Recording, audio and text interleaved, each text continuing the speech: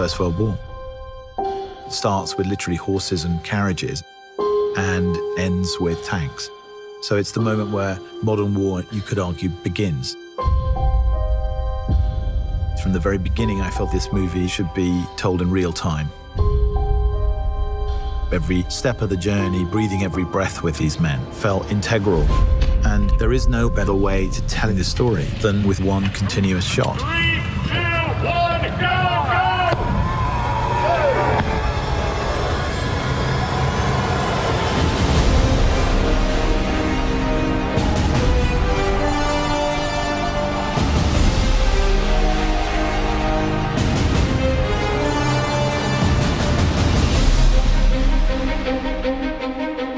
From the first moment I talked to Sam about the idea of it as a one-shot movie, I knew it was going to be really immersive. It's meant to make you feel that you are in the trenches with these characters. The film in itself is a slice of time. These two young men get sent on a mission to deliver a message to stop an attack. Action! So they've got to cross into enemy territory on a race against time to deliver a message that will save 1,600 lives. And the camera never, ever comes away from the two characters. There's always that sort of get-out-of-jail card that you have with the movie. Well, you know, we might be able to cut around this, or we might take that scene out. That's not possible on this film. The dance of the camera and the mechanics all have to be in sync with what the actor's doing.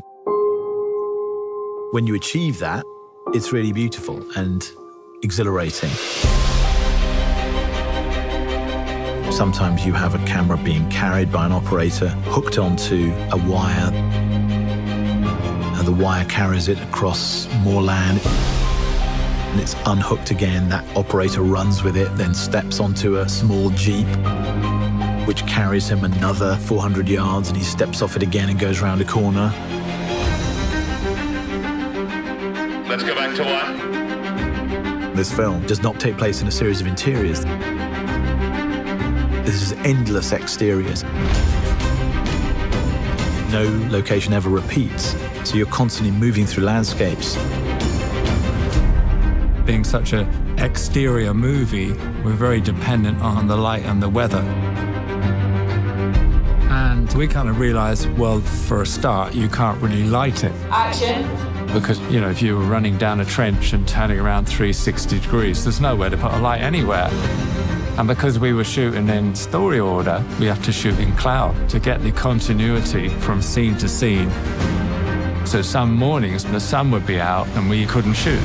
So we would rehearse. And we're rehearsing. And then we'd be waiting around, everyone with their eyes up in the sky, trying to see how long it'd take for the sun to move behind the cloud. And as soon as it comes over, you've got this 5-minute window. Everyone would be like, come on, go, go, go. Go, go, go! So you are also in the lap of the gods. It's like a piece of theatre every take. Once it starts, it can't stop. If something goes wrong, you just have to keep going. Until you actually see it on a screen, you don't really realize how immersive it is and how that technique kind of draws you into it. For me, engagement is very important. And that is behind the way in which we've decided to shoot this film. I wanted people to understand how difficult it was for these men. And the nature of that is behind everything.